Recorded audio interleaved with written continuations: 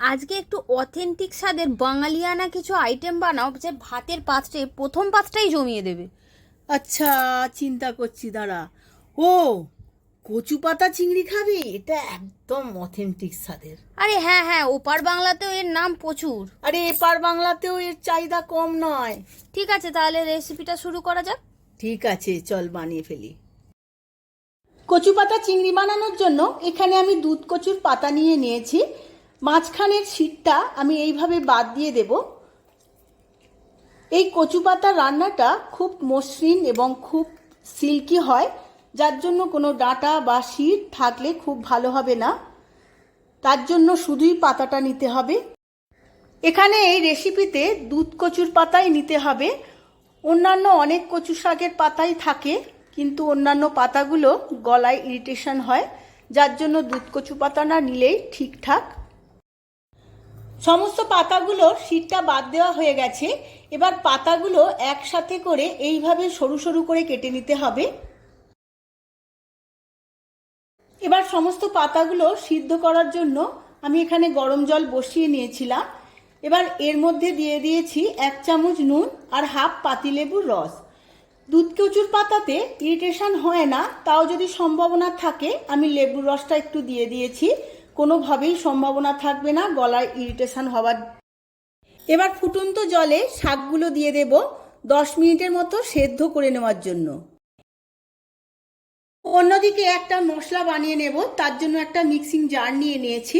এর মধ্যে দিয়ে দেব 1 চামচ পোস্ত, 1 চামচ সাদা সর্ষে, 1 চামচ কালো সর্ষে, আর দেব অল্প একটু নুন।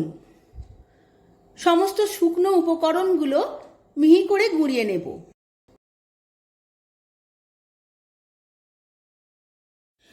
সর্ষে পোস্ত খুব ভালো করে মিহি করে নিয়েছি। এবার এর মধ্যে দিয়ে দেব 4-5টা কাঁচা লঙ্কা আর দেব অল্প একটু জল। এই সমস্ত কিছু একটা মিহি পেস্ট করে নেব। সর্ষে পোস্তর পেস্ট আমি মিহি করে নিয়েছি। অন্যদিকে হাফ মালা নারকেল আমি মিহি করে পেস্ট করে নিয়েছি।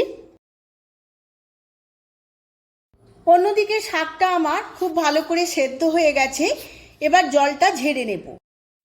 অন্যদিকে আমি 250 গ্রাম মাঝারি সাইজের চিংড়ি মাছ খুব ভালো করে ধুয়ে বেছে নিয়েছি। এবার এর মধ্যে দিয়ে দেব অল্প একটু নুন আর দেব সামান্য একটু হলুদ। নুন আর হলুদ খুব ভালো করে চিংড়ি মাছে মাখিয়ে নেব। অন্যদিকে কড়ার মধ্যে 4 চামচ সর্ষের তেল খুব ভালো করে গরম করে নিয়েছি। এবার সমস্ত চিংড়ি মাছগুলো ভেজে নেব। আমি চিংড়ি মাছগুলো খুব হালকা করে ভাজবো। বেশি কড়া করে ভাজলে শক্ত হয়ে যাবে, তখন খেতে ভালো লাগবে না।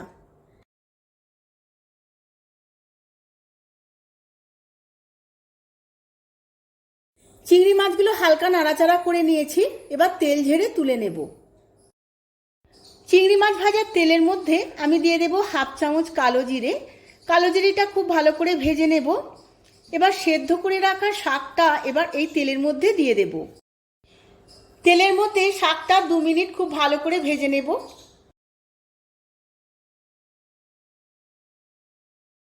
শাকটা তেলের মধ্যে 2 মিনিট ভেজে নিয়েছি। এবার এর মধ্যে দিয়ে দেব হাফ চামচ হলুদ আর হাফ চামচ লঙ্কার গুঁড়ো। হলুদ আর লঙ্কার গুঁড়ো দিয়ে আবারও 1 মিনিট খুব ভালো করে ভেজে নেব।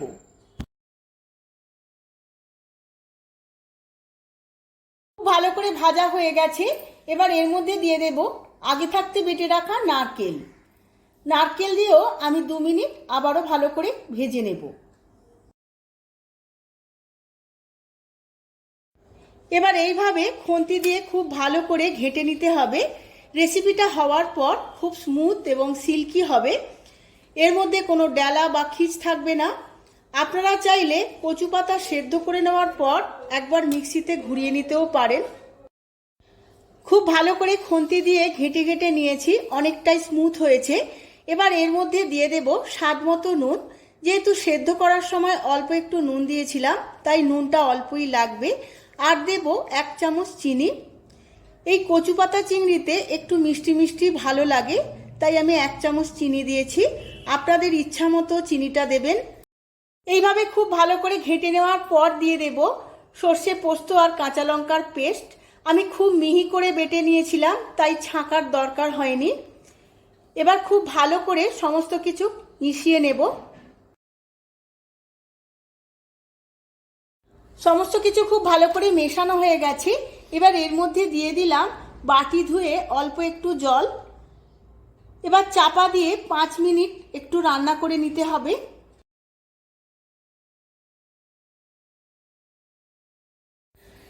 পাঁচ মিনিট রান্না করে নেওয়ার ফলে অনেকটাই জলটা শুকিয়ে গেছে। এবার এর মধ্যে দিয়ে দেব ভেজে রাখা চিংড়ি মাছগুলো। চিংড়ি মাছগুলো দিয়েও খুব ভালো করে মিশিয়ে নেব। এরপর এর মধ্যে দিয়ে দেব 2 চামচ কাঁচা সর্ষের তেল। এবার চাপা দিয়ে 5 মিনিট রান্না হতে দেব। চিংড়ি মাছের সাথে 5 মিনিট রান্না করা হয়ে গেছে। এবার দিয়ে দেব ফ্রেশ ক্রিম। এই ফ্রেশ ক্রিমটা যদি কচু শাকের মধ্যে দেওয়া হয় তাহলে এর স্বাদ অনেকটাই বেড়ে যায়। বড় বড় রেস্তোরাঁ বা হোটেলে শেফেরা এই ফ্রেশ ক্রিম কচু শাক রান্নাতে ব্যবহার করে, যার জন্য ওদের কচু শাকের রান্নাটা অনেকটাই টেস্টি হয়। তাই আমি ব্যবহার করলাম ফ্রেশ ক্রিম। আপনারাও ফ্রেশ ক্রিমটা অবশ্যই কচু শাকের ব্যবহার করবেন। এবার এর মধ্যে দিয়ে দেব কাঁচা সর্ষের তেল আরও 2 চামচ। কচু শাক রান্নাটা আমার একদম শেষের পথে। এবার 2-1 মিনিট ফুটিয়ে নিলেই আমার রেডি হয়ে যাবে কচু শাক। তারপরেই সার্ভ করে আমি সার্ভ করে নিয়েছি অথেন্টিক স্বাদের কচু পাতা চিংড়ি। দারুণ দেখতে লাগছে, খেতে তো খুবই ভালো হয়। আপনারাও এই একইভাবে বাড়িতে একবার বানিয়ে ফেলুন আর ভাতের সাথে পরিবেশন করুন। সবাইকে তাক লাগিয়ে দিন।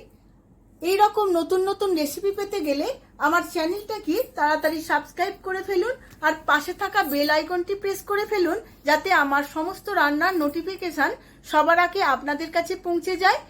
আর ফেসবুক বন্ধুদের কাছে অনুরোধ পেজটিকে ফলো করার জন্য। আজ তাহলে আসি, আবার দেখা হবে পরবর্তী ভিডিওতে।